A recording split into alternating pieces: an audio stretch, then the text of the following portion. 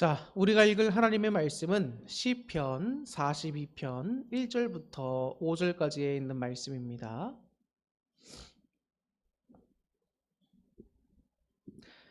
하나님이여, 사슴이 시냇물을 찾기에 갈급함 같이 내 영혼이 주를 찾기에 갈급하나이다. 내 영혼이 하나님 곧 살아계시는 하나님을 갈망하나니 내가 어느 때에 나아가서 하나님의 얼굴을 배울까? 사람들이 종일 내게 하는 말이 내 하나님이 어디 있느뇨 하오니 내 눈물이 주야로 내 음식이 되었도다. 내가 전에 성의를 지키는 무리와 동행하여 기쁨과 감사의 소리를 내며 그들을 하나님의 집으로 인도하였더니 이제 이 일을 기억하고 내 마음이 상하는도다. 내 영혼아, 내가 어찌하여 낙심하며 어찌하여 내 속에서 불안해하는가? 너는 하나님께 소망을 두라. 그가 나타나 도우심으로 말미암아 내가 여전히 찬송하리로다. 아멘. 할렐루야. 오늘 주일 예배에 참석하신 여러분 모두를 진심으로 환영하고 또 이렇게 온라인 예배로 함께 하시는 여러분 모두를 환영합니다.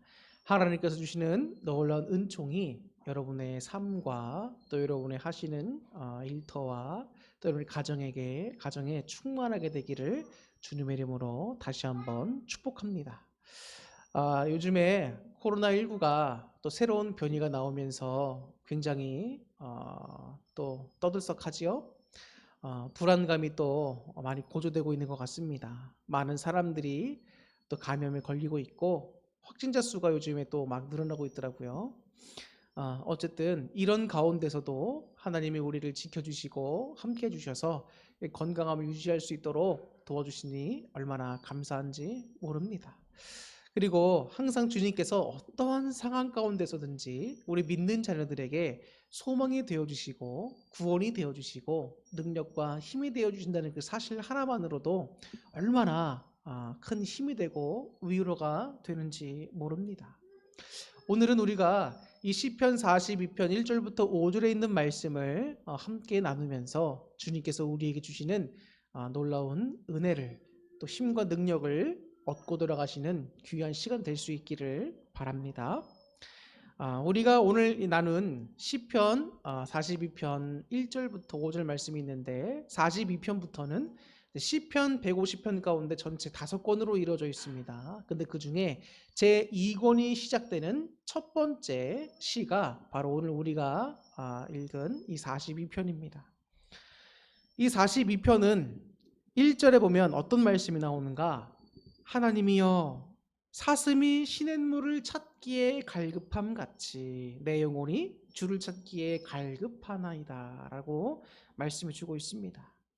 이 사슴은 생태적으로 몸에 열이 많은 동물이라고 합니다. 그래서 항상 갈증을 쉽게 느끼기 때문에 시냇물을 찾아서 항상 이 사슴은 갈급한 마음으로 이렇게 뛰어다니는 것을 사람들이 알게 됩니다.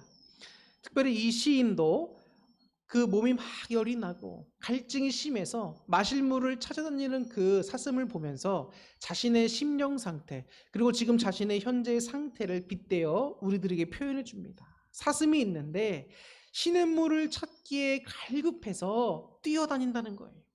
그와 같이 내 영혼이 어떠한가? 주를 찾기에 갈급하나이다 라고 고백하고 있습니다. 2절에 보니까 내 영혼이 하나님 곧 살아계시는 하나님을 갈망하나니, 그 영혼이 뭐에 갈급하다는 거예요? 뭘 갈망하고 있다는 겁니까? 하나님과의 인격적인 교제와 만남, 하나님을 만나는 것 자체, 그 살아계신 하나님을 갈망하고 있다는 겁니다. 갈망하고 있다. 그러면서 내가 어느 때에 나아가서 하나님의 얼굴을 배울까? 하나님의 얼굴을 배웁는다는 말은 하나님께 나아가서 예배를 드린다는 말입니다. 내가 어느 때에 나아가서 하나님께 예배를 드리고 하나님의 임재를 느끼고 하나님과의 인격적인 교제를 나눌 수 있을까라고 하는 시인의 고백인 것이죠. 지금 어떤 연유 때문에, 어떤 이유 때문에 이 시인이 하나님 앞에 나아갈 수 없는지 정확히는 알 수 없습니다. 그런데 하나님께 예배를 드리러 나아갈 수 없는 안타까운 상황 가운데 있다는 거예요. 그 가운데 하나님을 만날 수 없고, 하나님의 인격적인 어떤 그런 만남을 느낄 수 없고, 자신이 홀로 덩그러니 남겨진 것 같은, 그래서 하나님을 막 심령적으로 찾는 그 갈급함이 너무나 많이 있다는 거예요. 그러면서 안타까운 마음을 토로하면서 내가 어느 때쯤 하나님께 나아가서 그 주님의 얼굴을 배울까? 하나님께 예배를 드릴 수 있을까? 라고 하는 시인의 고백이 담겨 있습니다. 어떻게 보면 우리가 살고 있는 이 시대와 참 많이 공감이 되는 말씀이라고 할 수 있습니다. 코로나19라고 하는 질병이 발생한 지도 여러분 2019년 말이었잖아요. 벌써 2020년, 2021년, 벌써 2021년도 마무리가 되어져 가고 있잖아요. 자, 언제까지 갈 수는 없습니다. 근데 많은 성도님들이 교회에 나오게 힘들어하시고, 또 온라인 예배로 드리고는 이런 현실, 또 하나님과도 인격적인 만남, 그러면서도 하나님께 나아가는 갈급함, 채워지지 않는 심령 상태, 이런 것들이 요즘 상태에 있는 우리 성도님들의 마음과 모습과 많이 공감이 된다라고 저는 생각을 했습니다. 그런데 또 3절에 보니까 또 어떤 일이 발생하냐면, 설상가상으로 사람들이 종일 내게 하는 말이, 나와 관계를 맺고 있거나 나를 아는 내 주변에 있는 많은 사람들이, 친한 사람들일 수도 있고 또 그들을 포함한 많은 사람들이, 나를 아는 사람들이 하는 말이 뭐냐, 내 하나님이 어디 있냐는 거예요. 내 하나님이 어디 있느냐. 이 말은 하나님을 조롱하고, 어려움을 겪고 있는 이 시인을 조롱하고 있는 말입니다. 예를 들면 우리가 하나님께 나아갈 수 없을 만큼 어떤 험난한 상황 가운데 있고 힘든 상황을 겪고 있습니다. 안타깝고 어려운 상황을 겪고 있어요. 그런데 그런 상황을 겪고 있는 것 자체만으로도 우리는 충분히 힘들 터인데, 게다가 그의 심령이 하나님께 인격적으로 만나지 못하고 예배에 참석도 못하고 정말 갈급하고 있는 그 상황인데, 하물며 내 주변에 있는 사람들이 내가 당하는 어려움을 보면서 아이고 저 예수님 저렇게 믿는다고 하는데 하나님이 이렇게 벌을 주시냐? 혹은 그렇게 상황이 안 풀리냐? 그럴 거면 뭐하러 하나님 믿냐? 뭐하러 예수님 믿냐? 뭐하러 교회 다니는 거예요? 그러면서 네가 섬기는 하나님이 어디 있느냐라고 하면서 지금 이 시인을 조롱하고 있는 겁니다. 심령이 상하고 마음이 상하고 상황이 어렵고 주님께 나아가지 못하고 주님을 갈급해하지만 그 주님을 만나뵐 수 없는 이런 상황이 힘든데, 사람들마저도 자신을 조롱하고 이러고 있는 상황이 얼마나 힘들겠습니까? 그러면서 하는 말이 뭡니까? 눈물이 주야로 내 음식이 되었다. 하나님의 은혜가 정말 폭포수 강같이 쏟아져 내려서 나의 심령을 적셔주고 그 주님의 풍성하신 은혜 가운데 살면서 내 영혼이 충족이 되고 만족함이 되고 해가람이 있어야 하는데, 그것이 아니라 도리어 짜고 쓴 그 눈물이 주야로 내 음식이 되었다는 거예요. 사람들이 나한테 뭐라고 하는 것, 그래, 그건 그럴 수 있다고 쳐. 그런데 이 하나님과 벌어져 있는 이 거리감, 이것이 근본적으로 이 시를 굉장히 힘들게 하고 있는 거예요.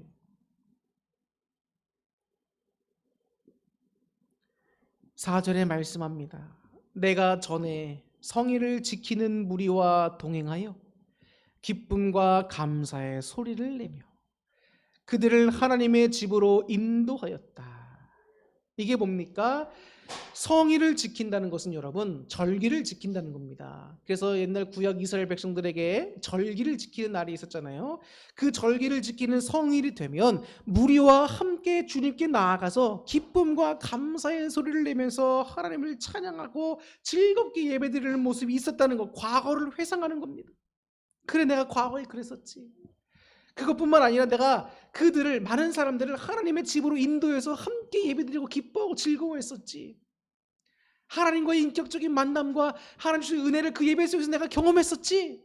너무 마음이 기쁜 거예요. 근데 한편으로 다시 현실을 딱 캐치하고 돌아봤더니 어떤 상황인 겁니까? 지금은 그럴 수가 없는 상황인 겁니다. 이제 이 일을 기억하고는 어떻게 됐다? 내 마음이 상한다는 거예요. 과거에 그렇게 뜨겁게 하나님께 나아가 하나님과의 만남과 교제 속에서 사람들과 함께 예배드리고 기뻐하고 은혜를 누리던 그것이 현재가 아니라 과거에 머물러 있다는 것이, 과거를 끝났다는 것이 너무나 안타까운 그 현실 속에서 마음이 상한다는 겁니다. 마음이 상한다. 여기서 마음이라고 번역된 이 단어는 우리의 생명 혹은 우리 영혼이라고 하는 말로도 번역이 가능합니다. 우리의 심령이 상하고 우리의 생명이 상할 만큼 내 마음이 상한다는 거예요. 그 말은 지금 이 시인이 얼마나 마음이 상하고 심령까지 상할 정도로 속상한 단계에 있는지를 우리가 알 수 있게 되는 것이지요. 코로나19 시대를 지내면서 참 마음적으로 갈망하는 것이 있다면 코로나19 이전에 우리 많은 성도님들과 함께 모여서 정말 눈물을 흘려가면서 함께 기도하고 정말 예배 가운데 이 현장에서 은혜 받고 함께 교제 나누고 했던 그 모든 모습들이 다 너무나 그리워집니다.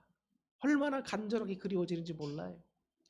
그러면서 이 시편 기자가 하는 것처럼 그 과거에, 그 예전에 함께 무리들과 모여서 하나님께 예배하고 성전에 나아가서 은혜 받고 하던 그 모습들이 얼마나 제게도 간절하게 다가오는지 모릅니다. 마음이 상했다. 인생을 살 때도 여러분 코로나19를 제외하고라도 얼마나 힘든 일이 많이 있습니까? 많은 사람들이 나를 떠나도, 또 경제적인 문제가 찾아와도, 또 직장의 문제가 있어도, 건강의 문제가 와도, 여러 가지 대인관계 속의 문제가 와도 우리는 다 힘들죠. 우리가 사는 인생이 길면 80이라고 이야기해 주지만, 장수하면 80이라고 이야기해 주지만, 물론 지금은 100세의 시대라고도 합니다. 그런데 우리가 건강하게 살 수 있는 나이는 그렇게 크게 차이가 나지 않는 것 같아요. 근데 보면 우리가 사는 그 인생 가운데 고통이 너무나 많다는 거예요. 고통이 너무나 많다. 인정하기 싫지만 여러분 그것이 우리가 사는 인생입니다. 여러분 그런 인생 가운데 참으로 우리가 소망을 어디에 두어야겠냔 말입니다. 우리가 소망을 어디에 두어야 할까? 우리가 살고 있는 많은 이 현실 가운데서 많은 어려움을 겪고 있는 상황 가운데서 힘들다고 주님을 떠나서 세상으로 나가버리면 우리에게는 참으로 소망이 없는 겁니다. 전도서의 기자가 우리에게 결론지어 이야기해 주는 것이 무엇입니까? 하나님이 없는 인생은 허무하다는 거예요. 모든 것이 허무한 인생. 여러분 참된 복의 근원이 누구십니까? 우리 하나님이십니다.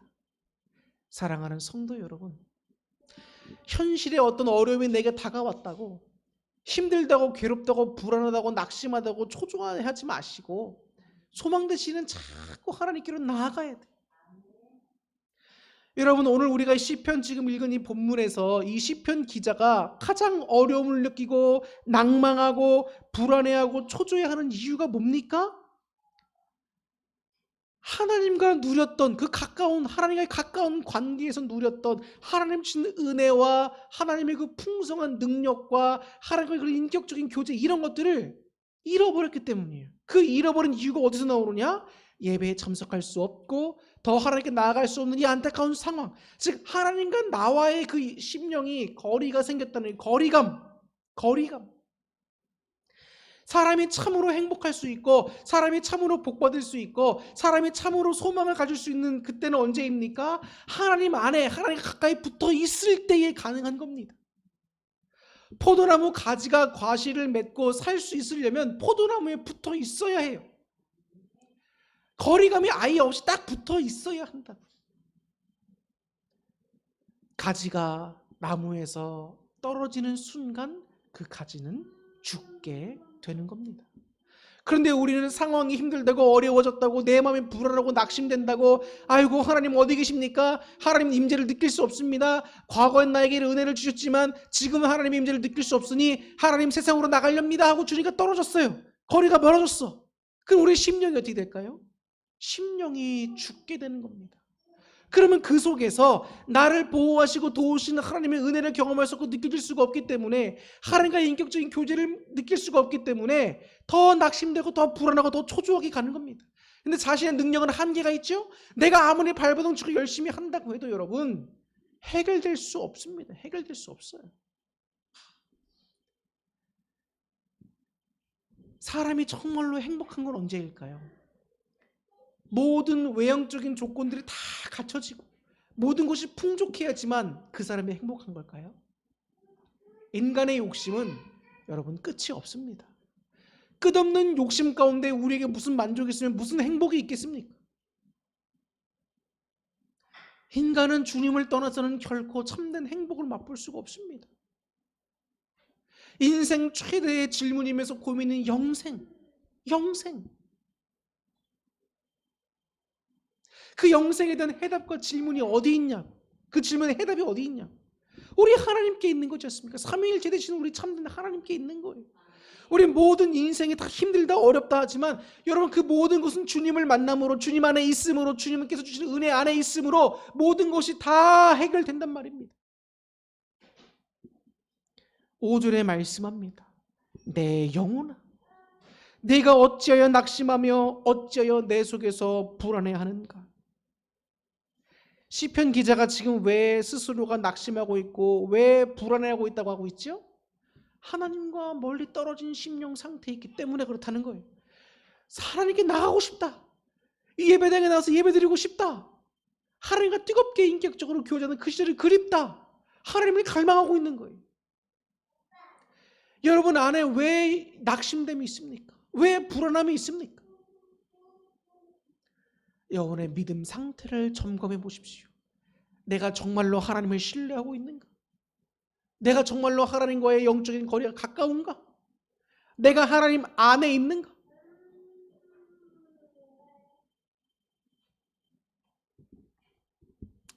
하나님께서 언젠가 저에게 말씀하셨습니다. 두려워하지 말라는 겁니다. 두려워하지 말라를 여러 날에 걸쳐서 몇 번이고 저에게 말씀해 주셨어요. 두려워하지 말라. 그런데 가만히 보면 그때 제가 그렇게 두려워하고 있는 게 별로 없었는데 하나님께서 왜 나에게 두려워하지 말라라고 말씀해 주셨는가 이해할 수 없었어요. 그런데 하나님은 그 말씀하시는 한마디 한마디가 우리 심령의 근본적인 것, 내 마음 깊숙이 가려졌지만 내 심령의 어떤 근본적인 상태를 하나님은 보시고 말씀해 주십니다.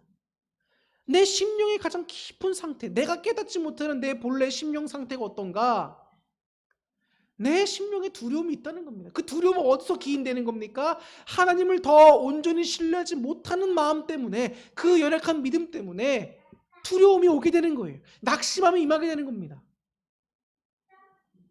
하나님과의 관계를 맺고 우리가 살아가지만 우리의 반복되는 죄 때문에 자꾸 낙심되는 거예요. 왜 그러는 겁니까, 여러분? 내 믿음이 나를 온전케 하실 예수님을 온전히 믿지 못해서 그러는 겁니다. 똑같은 죄를 반복해 짓는다고 하나님이 여러분들을 포기하실까요?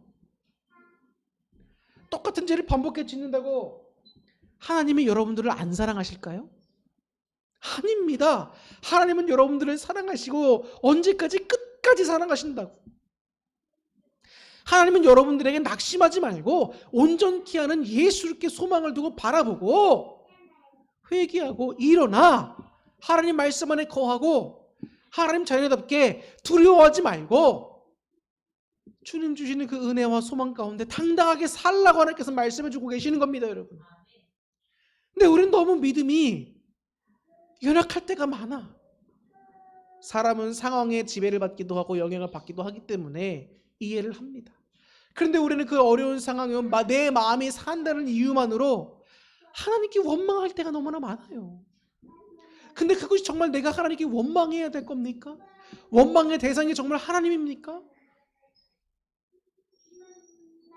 하나님은 우리를 도우시고 하나님은 우리에게 은혜를 베푸시고 우리와 함께 하시면서 우리의 구원이 되시는 주님이신데 그 하나님을 우리는 오해해도 너무나 오해할 때가 많습니다. 내 삶에 조금만 어려움이 다가와도 하나님 왜 나에게 이런 시험을 주십니까? 왜 나한테 이런 어려움을 주십니까? 라고 생각합니다. 저도 인간인지라 마음이 낙심될 때가 많이 있지요. 근데 그럴 때마다 마음이 상하나 속상하면 기도가 안 될 때가 있고 안 나올 때가 있어요. 근데 하나님이 제 마음에 자꾸 뭐라고 강권하시는지 아십니까? 그럴 때일수록 더 기도해야 된다는 거예요. 그럴 때일수록 더 기도해. 우리 마음이 상하고 자꾸 내가 심령이 낙심되고 하나님께서 멀어지고 싶다는 마음이 들면 그 마음 그 상태를 그대로 놔두면 안 돼요. 사탄의 지배에 사탄의 영향력이 자꾸 내 마음을 내어주면 안 된다는 겁니다. 부정적인 생각이 들어오고 안타까운 마음이 들어오면 예수님을 물리치고 하나님께서 나아가 기도하고 주님을 의지하고 주님의 은혜 가운데 거할 생각을 해야지. 내 영혼아, 네가 어째 낙심하고 어째 내 속에서 불안해하는가? 시편 기자가 오늘 우리에게 교훈해 줍니다. 하나님께 소망을 두라. 하나님께 소망을 두라. 할렐루야.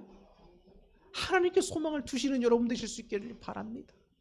여러분에게 참된 소망이 뭐가 있습니까? 누가 여러분의 참된 소망이 됩니까? 내 부모가? 내가 갖고 있는 재산이? 내가 갖고 있는 건강이? 내가 알고 있는 지인들이? 여러분의 참된 소망이 됩니까? 착각하시면 안 됩니다, 여러분. 착각하시면 안 돼요. 가족들도 여러분 목회와 사모를 이해하지 못해요. 받아주지 못합니다. 참 마음적으로 아플 때가 언제인지 아십니까? 같은 가족이고 같은 신앙생활을 하더라도 다 목사 사모 탓합니다. 아, 네가 그러니까 너가 사모인데 네가 목사인데 목사가 그러면 되냐 사모가 그러면 되냐? 아니 그럼 본인들도 성도잖아. 성도가 그러면 됩니까? 라고 우리는 못하지. 근데 가족들도 목사와 사모가 하는 권면의 말을 안 듣고 이해를 못한다니까요. 가족이 참된 여러분 소망이 될 수 있습니까? 안 돼요, 여러분. 죄송한 말이지만 가족끼리 돈 문제 때문에 싸우고 기분 나쁘다 싸워가지고 원수가 되는데 부모와 자식 간의 관계가 보증해 줍니까? 여러분의 소망된다는 것을? 형제와 자매 간의 관계가 여러분의 소망된다는 것을 보증해 줍니까? 내 친구가 나와 지금 친하다고 언제 나를 배신할지 모르는데 여러분 그 친구 관계가 여러분의 소망을 보장해 줍니까? 세상에 배신이라고 하는 말이 왜 나왔겠습니까, 여러분? 배신당한 분들 많죠? 사람은 결코 내 소망이 될 수 없습니다. 돈이 왜 돈이라는 이름이 붙여졌나요? 돌고 돌기 때문에 돈입니다. 언제 나에게 있다가도 언제 나에게서 다 없어질 수밖에 없는 돈. 건강이 여러분 소망입니까? 제가 아는 분이 참 건강했어요. 매년마다 건강검진을 받습니다. 근데 작년까지만 해도 멀쩡했는데 올해 건강검진 받았는데 위암이 발생한 거예요. 위암이. 여러분 건강 자신할 수 있습니까? 뭐에 소망을 둘 겁니까, 여러분? 내 경력? 내 커리어에? 내 직장에? 아무것도 없습니다. 아무것도 없어. 참된 소망, 내 이 심령의 갈급함과 구원에 대한 소망과 내 모든 문제에 참된 소망이 되시는 분이 오직 누구냐는 거예요. 하나님께 소망을 두라. 하나님께. 그러면서 시편 기자가 우리에게 교훈해 줍니다. 그가 나타나 도우실 거라는 거예요. 그가 나타나 도우실 거다. 자기의 낙심되며 불안해할 수밖에 없는 이 상황 속에서 그가 누구에게 소망을 두고 있다? 하나님께 소망을 두고 있다. 왜 소망을 둘 수밖에 없느냐? 하나님이 도와주실 걸 알기 때문에, 믿기 때문이라는 거예요. 믿기 때문에. 우리의 믿음이 그런 단계까지 나가야 됩니다, 여러분. 어린아이와 같이 울면서 누가 도와주기만을 바라면서 그냥 있다라고 한다면 여러분 아무 상황도 변화되지 않습니다. 아이가 있어요. 이 아이가 부모와 함께 있을 때는 기뻐하지요. 또 행복해하고 평안해합니다. 그런데 이 아이가 아무리 좋은 환경에 놓여졌다 할지라도 엄마나 아빠에게 떠나져서 혼자 떨어졌다. 그럼 이 아이는 행복하지 않아요. 불안해합니다. 하나님과 우리와의 관계가 그런 겁니다. 하나님이 우리 옆에 계셔서 또 우리가 주님 안에 있어서 하나님의 은혜와 하나님의 도우심을 항상 경험하고 살아가면 얼마나 은혜롭고 좋습니까? 그게 참된 복이지요, 여러분. 내가 원하는 대로 내가 생각하는 데 다 풀리는 게 참된 복이 아닙니다. 하나님은 오늘 여러분을 은혜의 자리로 초청하십니다. 하나님 곁으로 불러주고 계세요. 하나님께 소망을 두라고 오늘 우리들에게 말씀하십니다. 우리 연약한 마음을 지적하시며 탓하시는 것이 아니라 그래도 괜찮아. 나에게 소망을 두어라. 하나님이 나타나 도와주실 것이다. 그렇기 때문에 시편 기자 마지막 5절에 뭐라고 말씀합니까? 내가 여전히 찬송하리로다. 할렐루야. 우리가 찬송할 수밖에 없는 이유, 정말 우리가 주님을 생각할 때 기뻐할 수밖에 없는 이유, 하나님이 우리 위해 도우심이 되고 우리를 도와주신다는 거예요. 힘이 되어 주신다는 거예요.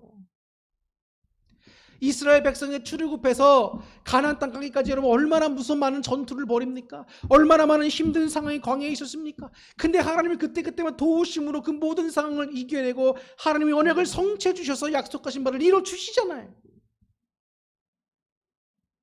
환경만 바라보고 불평불만하다가 심판받은 여러분, 광야에서 다 죽게 된 이스라엘 1세대 백성들을 생각하지 마시고 그 상황을 넘어서서 우리를 도우시고 인도하시고 함께 하시는 주님을 바라보고 주님께 소망을 두고 찬송 드릴 수 있는 믿음의 여러분 될 수 있기를 바랍니다. 그래서 이 5절의 말씀, 내 영혼아 내가 어찌 낙심하며 어찌 내 속에서 불안해하는가? 너는 하나님께 소망을 두라. 그가 나타나 도우심으로 말미암아 내가 찬송하리로다. 이 말씀이 여러분 이 5절뿐만 아니라 11절에도 반복이 되고 그 바로 다음에는 시편 43편에서 똑같이 또 후렴구가 반복됩니다. 42편과 43편은 원래 하나의 시입니다. 이 시편 기자가 계속 우리에게 교훈해 주는 내용이 뭐라는 거예요? 불안하는가? 낙심하느냐? 하나님과의 거리감을 생각해라. 그러면서 하나님께 소망을 두고 더 주님께 나아가야 돼.